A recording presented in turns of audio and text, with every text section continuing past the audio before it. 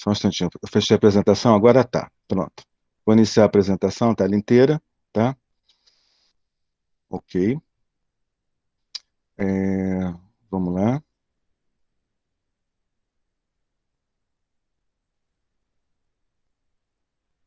Vou pedir então para o Rômulo que iniciou, que abriu o áudio no início. Rômulo, você está vendo a apresentação? Ciências Humanas, Tecnologias. Sim, tô vendo. Obrigado. Então tá legal, gente. Essa parte da aula de hoje, eu estou fazendo uma pausa, um instantinho, na parte de ciência, tá? Para a gente ter uma aula sobre lógica, né? Aí você podia falar assim, professor, mas o que é lógica? Lógica é uma coisa que seria o certo, né? Exatamente. É a coisa, seria o estudo da verdade, de como a gente pode entender que as coisas são verdadeiras, tá? Então, por isso que eu falo para vocês que a filosofia ela serve para nós, né, para muito mais além do simplesmente o estudo. Ela vai ser que nem o português, a matemática, porque se você entender bem esses mecanismos de lógica, né, você vai conseguir descobrir quem é que está mentindo para você, ou quem é que está dizendo a verdade. Você consegue, né, através de técnica, descobrir isso. Então, é lógico, estou usando até a palavra lógica, né, a conclusão de que o estudo da filosofia serve para a gente para o resto da vida. Eu vou passar para o próximo slide, tá? É só aqui o que a gente vai ver hoje é uma introdução à lógica, lógica formal dialética. Lembrando que a palavra dialética vem do quê? Diálogo, dialética, diálogo, vem lá do primeiro ano, quando vocês estudaram filosofia. Dialética, dialética socrática, o diálogo de Sócrates. É o diálogo que leva a uma conclusão filosófica. Então, dialética é um raciocínio através de um diálogo, beleza? Então, vamos passar para o próximo. Muito bem. Então, para explicar, a primeira coisa é a gente tentar explicar o que é lógica, né? Então, a palavra lógica vem da palavra grega logos, que significa palavra, proposição, oração, pensamento, razão, ou, se a gente quiser trocar em palavras miúdas, aquilo que está certo, né? Então, seria precisamente a lógica utilizada para a gente poder entender qual é o raciocínio que é válido, qual é aquilo que está falando a verdade.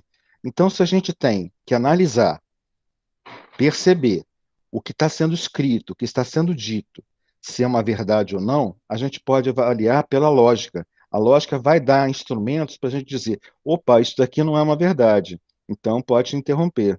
Não preciso aceitar isso. Não, isso aqui é verdade, então preciso aceitar isso, né? E assim por diante, né? Em outras palavras, a lógica é uma ferramenta poderosa, né? Para formular, para a gente poder entender os discursos e poder entender os nossos pensamentos e descobrir se alguém está falando a verdade ou se está mentindo para a gente. Então, é lógico, né? Que ela é muito boa para todos nós. Onde é que ela surgiu? Olha, basicamente ela começou com Aristóteles. Aristóteles, vamos relembrar. Quem é Aristóteles? Aluno de Platão.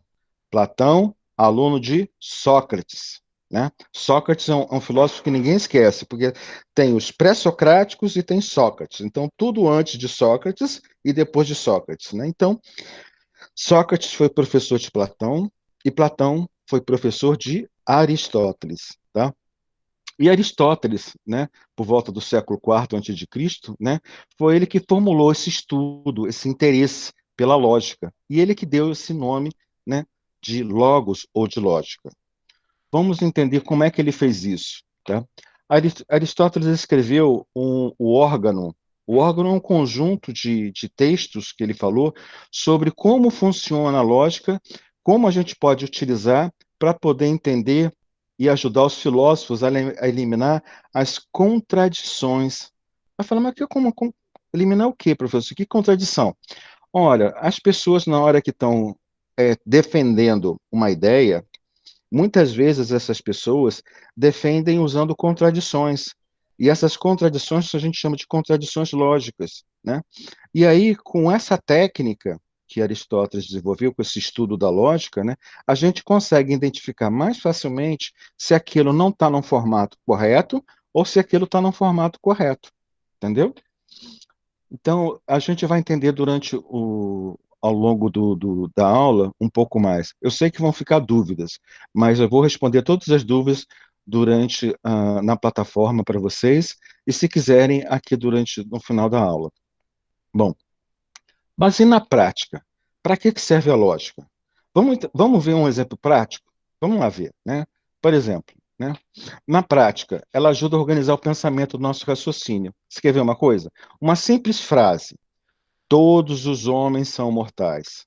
Sócrates é um homem, logo, Sócrates é mortal. Isso é uma conclusão lógica. Aí você podia falar, professor, mas isso é simples. Eu falei assim, exatamente. Então a gente pode dizer que essa simplicidade dessa frase, ela é perfeita. Ela tem uma conclusão lógica. Ela é válida. Essa validade dos argumentos permite a gente descobrir, mesmo que a gente não entenda o que é mortal, ou não entenda o que é um homem, né, descobrir se aquilo é verdade ou não, né? No caso, é lógico que essas duas premissas, né, a gente entende o que é mortal, né, e o que significa ser homem. Bom, o ser homem, talvez a gente tenha outras perguntas a mais ainda sobre isso, né? Mas tudo bem. De qualquer forma, a gente entende que é ser um ser humano, um ser humano, né? Bom, mas a lógica ela serve inclusive para raciocínios mais complexos. Por exemplo, Isaac Newton. Isaac Newton ele fez uma formulação, né? Aliás, vocês usam isso em física. A lei acho que a segunda lei da física, na terceira lei de Newton, né? Então, a toda ação há sempre uma reação oposta e de igual intensidade. Ou as ações mútuas de dois corpos, um sobre o outro, são sempre iguais e dirigidas em direções opostas. Uma força tem sempre uma contra-força. Isso nós estudamos em física, né? Pois bem, isso é um raciocínio lógico. Simples, né? Mas é perfeito. Vamos passar para o próximo. Então, muito bem. Elementos da lógica. Quais são os elementos da lógica? Opa, deixa eu voltar aqui um instantinho. Só um instantinho.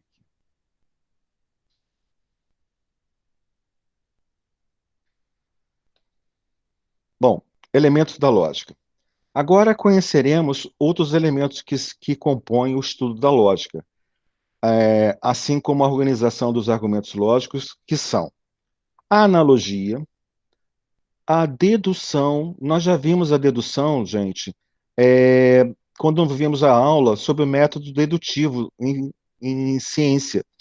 O método da indução também nós vimos também, e nós vimos também quando nós vimos na aula sobre ciência. As falácias, que são o assunto principal que eu queria falar com vocês, e os conectivos lógicos. Eu não vou chegar até os conectivos lógicos, mas então nós temos 5 itens: a analogia, a dedução, a indução, as falácias e os conectivos lógicos. O mais importante para a gente vai ver hoje, vai ser analogia e falácias. Afinal de contas, o que é esse negócio chamado falácias? Porque dedução e indução nós já vimos um pouquinho antes, correto? Então vamos continuar, vamos passar para o próximo, ok? Eu usei aqui o tradutor, tá? Então ele está, ao mesmo tempo que eu estou falando, ele está também criando a tradução ao mesmo tempo, tá bom? Analogia. Analogia é um tipo de raciocínio que procede a partir de semelhanças, né, casos particulares. No entanto, chegar necessariamente a uma conclusão universal não tem essa intuição, mas também a uma conclusão particular. Ou seja, a analogia pode chegar a uma lei geral, a uma lei particular. Por exemplo, vamos ver. Minha mãe estava com dor de cabeça, tomou Cabeçol. Vamos supor, né? O remédio. Vamos supor que fosse Cepacol, né? Mas eu botei esse nome para não chamar a atenção. Minha mãe estava com dor de cabeça, tomou Cabeçol e ficou curada. Logo, quando eu tiver dor de cabeça, também tomarei Cabeçol e ficarei curado. O que vocês acham? Por analogia, né? a gente pode concluir isso? Podemos. Uma conclusão particular, né? Que o remédio, aquele cabeçol, funciona. Se funcionou para minha mãe, provavelmente vai funcionar para mim também. Tá certo? Vamos passar para o próximo, então. A analogia é bem simples da gente poder entender, porque nós fazemos isso o tempo todo. Vocês fazem, eu faço, né? As pessoas fazem o tempo todo. E isso é uma ferramenta de lógica, tá bom? Dedução. Muito bem. Dedução nós já vimos, mas vamos ver mais atentamente.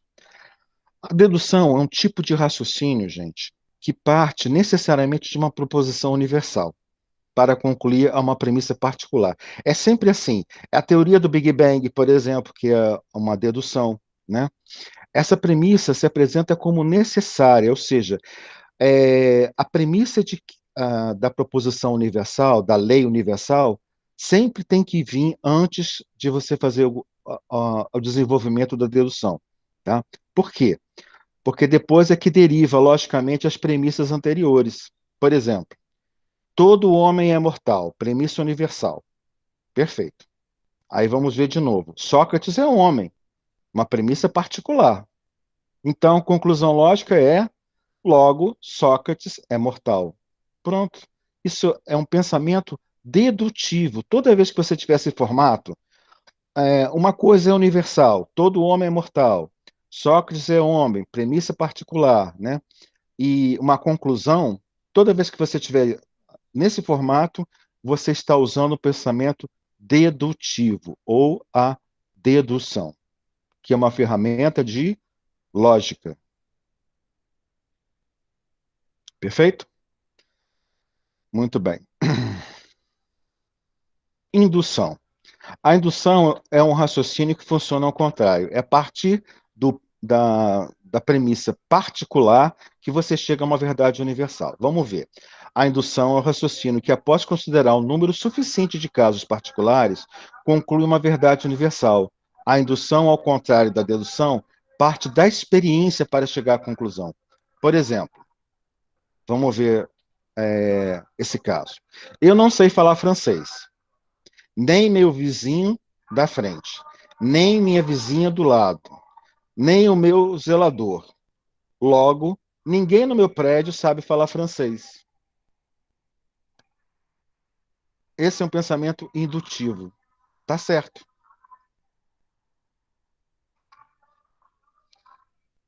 Perfeito? Então, o pensamento indutivo, ele é assim, depois que você verifica várias premissas particulares, você pode concluir alguma coisa de uma forma universal. É o inverso da dedução. A dedução parte de uma premissa universal para uma coisa particular. Perfeito? Tudo bem, vamos passar para o próximo. Bom, falácias. Falácias são importantíssimos, gente. E a gente, através da falácia, a gente pode entender o que é um pensamento falacioso, um pensamento errado. Por quê? Porque nós podemos é, errar de três maneiras diferentes: raciocinando errado ou mal com dados corretos. Nós podemos raciocinar correto, mas com dados falsos. E ainda podemos raciocinar mal, errado, com dados errados, com dados falsos. Então, são essas três formas que a gente tem de errar. E a gente só tem uma forma de acertar: raciocinar bem com dados corretos. Então, olha só, para cada acerto, né, a gente tem três formas diferentes erradas, né? Então, é muito mais fácil fazer uma falácia do que falar uma verdade. Ou seja, é mais fácil mentir do que falar a verdade, né? Se a gente quiser traduzir. Bom, mas aí tem uma diferença entre falácia e sofisma. Aí, o que eu vou falar para vocês o que é sofisma? Sofisma é um ato intencional de querer enganar as pessoas. Quando alguém usa uma falácia de uma forma intencional, ela está usando uma sofisma. Quando alguém usa uma falácia, né, e é natural, né, ou seja, uma contradição lógica que ela não percebeu, ele não teve a intenção, mas ele errou. Mas, de qualquer forma, é uma falácia. Né? Então, vamos ver. Falácia involuntária, a pessoa se engana, repete o que ouviu. Sofisma é o quê? É voluntária, pensando, planejando para induzir ao engano. Uma observação. Note que as falácias estão tão cristalizadas em certos grupos de pensamentos, né, de pessoas, né, e consagradas no seu discurso, que dificilmente terão sua falsidade reconhecida. As pessoas não reconhecem que estão falando uma coisa errada. Infelizmente, é isso que acontece. No dia a dia, é tanta uma falácia está tão presa à cultura, como eu chamar assim, à cultura, que a pessoa não consegue reconhecer que ela está repetindo uma coisa errada, né? Em se tratando de assuntos religiosos, né, isso complica, pois, que uma falácia para um pode ser uma verdade irretorquível para outro. Então, o que acontece com as pessoas que não são religiosas, elas reconhecem as falácias religiosas dos outros, né? E, infelizmente, a religião não é um consenso, não é uma coisa certa, é cultura, tá? Eu sinto muito entrar nesse assunto, mas é para a gente poder entender, né? Tá bom? A religião é uma questão de fé. Muito bem, vamos passar para o próximo. Falácia da falsa dicotomia. Vamos ver. Apresenta duas alternativas, como se fossem as únicas, mesmo havendo outras. Por exemplo, ou você está do meu lado, ou está do lado do inimigo. Quem disse que só tem esse lado? O seu lado ou o lado do inimigo? Eu não posso estar do lado da justiça, eu não posso estar do lado neutro, eu não posso estar do lado de uma outra pessoa, de um terceiro envolvido, de uma vítima, sei lá. Então, na verdade, não tem só dois lados, né? Mas a falácia da dicotomia, ela crê que todos os lados, né, todas as opções já foram envolvidas, e não é verdade, né? Por exemplo, vamos ver um outro exemplo. A Bíblia alegra ser a palavra de Deus e sem erros. Bom, se a Bíblia é a palavra de Deus e não tem erros, né? Então, se eu encontrar o erro, ela não é a palavra de Deus, ela está totalmente errada. Está errado. É uma falácia isso, de dicotomia. Por quê? Se você pressupor que tudo está sempre certo, que é a palavra de Deus, né? E se encontrar um erro, significa que está errado? Não, porque a Bíblia foi escrita pelos homens. Então não quer dizer necessariamente que esteja errado, ou que Deus esteja errado, alguma coisa assim, né? Então é porque ela foi mal escrita, né? Ou, na verdade, ela pode conter erros, como qualquer outro escrito. Ok? Vamos passar para o próximo slide. Vamos ver uma outra falácia de dicotomia. Essa daqui é bem comum, e eu fiz isso para provocar mesmo em vocês um questionamento. Feminismo não é o contrário de machismo. Ok. Mas se você é contra o feminismo, você é automaticamente machista? O que vocês acham? Isso está certo ou está errado? Isso é uma falácia?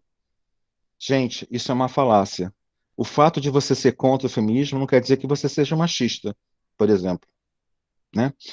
É fácil de reconhecer certas falácias, mas tem falácias que são muito fortes e que as pessoas usam, né, intencionalmente, né?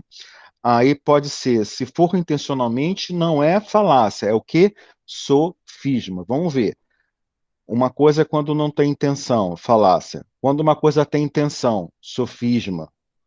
Entenderam a diferença? Você tem a intenção de enganar alguém, é sofisma. Você não tem intenção de enganar alguém, você está repetindo sem querer, é falácia. Vamos passar para o próximo, então. Vamos ver uma que é a falácia circunstancial, né? Que é a tentativa de você dizer uma afirmação, né, do seu proponente, né, apoiada em duas ou mais posições conflitantes. Por exemplo, Paulo diz que detesta a superstição. Paulo possui um pé de coelho. Conclusão: deve existir superstição. Olha, você está atacando a pessoa, o Paulo. O fato do Paulo, né, ter um pé de coelho não quer dizer que o que ele está dizendo não é verdade. né? Ou seja, você está tentando atacar através das circunstâncias. Tem uma circunstância que está acontecendo, né? E você acha, então, que você ataca o que a pessoa está dizendo. Mas o que a pessoa está dizendo, né, é o que a gente vai avaliar, e não a pessoa em si. Isso acontece muito em julgamentos, tá? Então, advogados usam muito essa técnica de atacar o oponente, né? Por exemplo, diz assim: olha, aquela mulher só fala mentira, aquela mulher não pode falar a verdade, porque ela é uma prostituta, por exemplo. Olha, é como se uma prostituta não pudesse dizer a verdade. Então, ou um criminoso não pudesse dizer a verdade também. O fato dele ter cometido um crime quer dizer que ele sempre mente, né? Então, a gente tem que tentar evitar isso. Quem for estudar direito, já vai se preparando. Vocês vão ter que estudar muito a lógica. Quem for ser policial ou militar, também. Então, se vocês têm esse sonho, se preparem, porque vocês vão ter que estudar muita lógica, então. Tá? E eu diria também a parte de humanas, né? Os filósofos também, quem for querer ser professor, né? Mas professor de humanas. História, sociologia, filosofia. Bom, muito bem. Vamos passar para o próximo, então. Homem de palha. Essa daqui é bem simples, tá?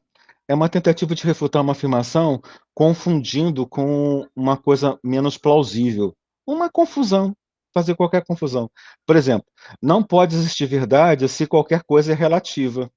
Conclusão: a teoria da relatividade de Einstein não pode ser verdadeira. Olha só, se uma coisa é relativa, não quer dizer que ela não pode ser verdadeira? Se for assim, a relatividade de Einstein é falsa. Então, é uma falácia do tipo homem de palha, uma coisa que não se sustenta, que é simples, tá? Mas tem outros tipos de falácias. Eu vou só dar exemplos de falácias, porque as falácias são as coisas mais comuns que tem na nossa sociedade, para a gente poder entender a lógica. A próxima. Recurso à força. Gente, esse então é utilizado o tempo todo.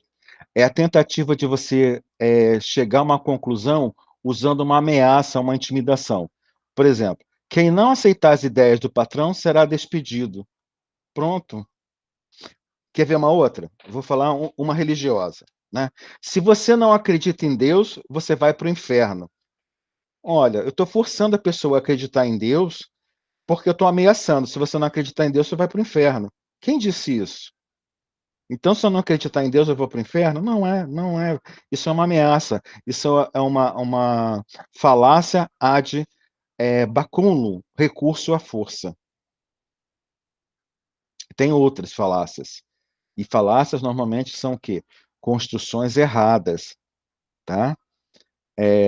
Agora, tem as falácias, como eu falei para vocês, vamos repetir, para a gente fixar.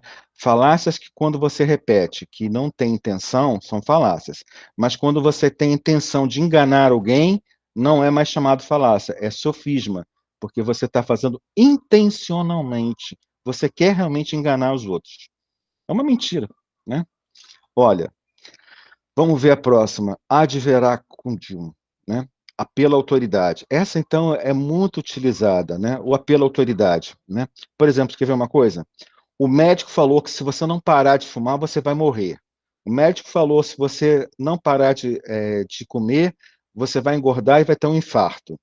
Olha, é o apelo à autoridade. Por exemplo, aí no caso eu botei um outro exemplo ali. A gravidade existe, pois Isaac Newton disse isso. Ora, e Newton é um dos maiores físicos, maiores cientistas que já existiu. Então, se ele disse que a gravidade existe, ela tem que existir mesmo. Ou seja, eu estou usando o quê? O apelo à autoridade. Ou seja, a autoridade que a pessoa tem, então se a pessoa ela tem aquela autoridade, aquele conhecimento, então é verdade. É a mesma coisa que dizer o professor, por exemplo. O professor está sempre certo? O professor está sempre certo. Por isso que você errou. Não, não é. Isso é um apelo à autoridade. O professor também pode errar, né? Então ele não é verdade isso. Isso é um apelo à autoridade. Tá? É, é um instrumento de falacioso. Pode ser que as pessoas estejam fazendo isso não intencional e a falácia, e se for intencional é o quê? É um sofisma, ok? Vamos passar para o próximo, então. Esse nós já vimos, né? O apelo à força, que é a ameaça. Verácton também já vimos, autoridade. Sim, esse daqui então é muito interessante. Apelo ao povo, por exemplo, né? Ó, Lula vai ganhar as eleições. Por quê? Todo mundo diz isso. Ora, porque todo mundo diz não quer dizer que isso vai ser verdade, né? Então, esse é uma falácia do tipo que apelo ao povo. Se o povo diz, aquilo é verdade. Não sempre é, né? Quer dizer, na verdade, na maioria das vezes não é, né? O que o povo diz não é verdade, né? Então, essa outra falácia, né? Novamente repetindo, se você não tem intenção, é falácia. Mas se você tem intenção de enganar alguém, aquilo não é falácia, é um sofisma. Você está agindo de uma forma sofística, ou seja, um sofista, que é o inverso de filósofos, né? Vamos passar para o próximo, então.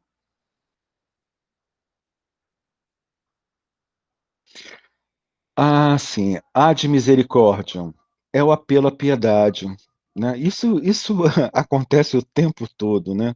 Olha, o apelo à piedade, como é que você usa isso? Ó, por favor, seu guarda, não me multe. Olha, meu filho estava morrendo de fome e tive que levá-lo na lanchonete antes de voltar para o carro.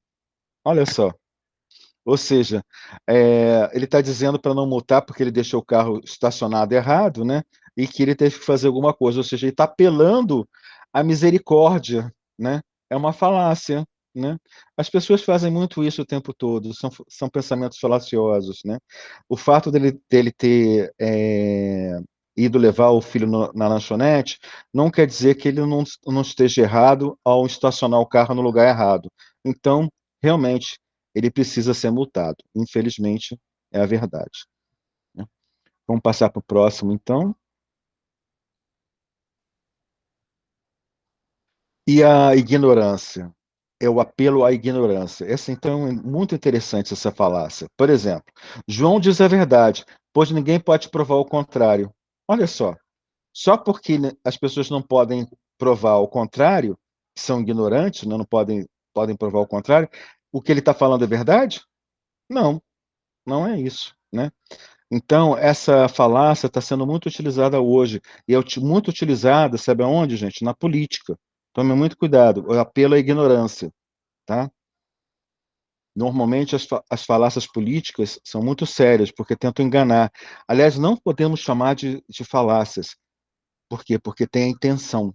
Então, são sofismas políticos, são sofísticas,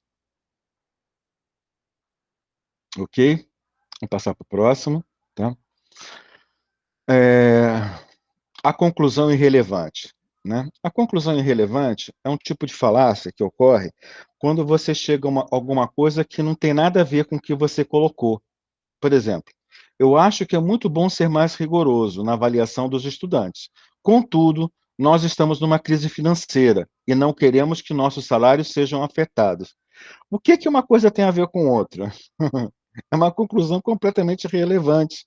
O que tem a ver o estudo com a crise financeira, com o salário? Então, esse tipo de conclusão irrelevante, né, é uma falácia que as pessoas fazem muitas vezes, né? É fácil de reconhecer, porque parece até uma coisa assim de louco, né? Então, normalmente, os loucos é que fazem essas comparações ridículas ou erradas, né? Mas elas acontecem no dia a dia. A gente tem que ficar atento também. E cai muito em prova também, tá bom? Pista falsa, tá? Essa falácia é cometida quando alguém introduz um material irrelevante ao assunto. Por exemplo, o Grêmio foi campeão gaúcho vencendo o Internacional, que foi campeão da Libertadores. Logo, o Grêmio será o campeão da Libertadores. Pronto. Acabamos de colocar uma pista falsa.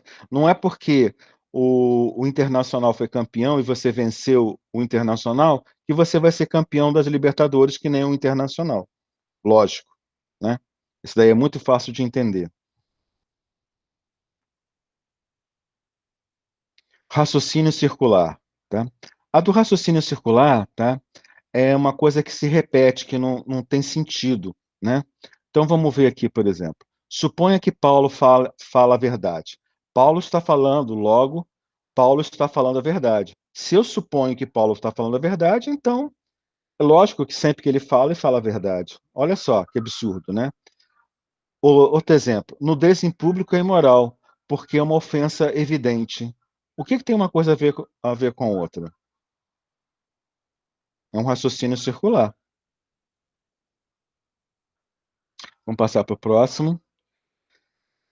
Aqui falácias semânticas é um pouco mais complicado, porque são ambiguidades, né? E eu vou preparar para vocês depois algumas outras coisas. Vamos ver aqui, vou pular direto porque é silogismo, tá? É a última parte do nosso slide, nossa apresentação, tá? É só mais um termo, né? O silogismo é um termo filosófico, tá, gente? Eu sei que é muita coisa para aprender: analogia, dedução, indução, falácias, sofismos. E a última coisa é silogismo. Silogismo é um termo filosófico, com o qual Aristóteles designou a argumentação lógica perfeita. Então, alguma coisa tem silogismo, significa que alguma coisa está com uma conclusão perfeita. Tá?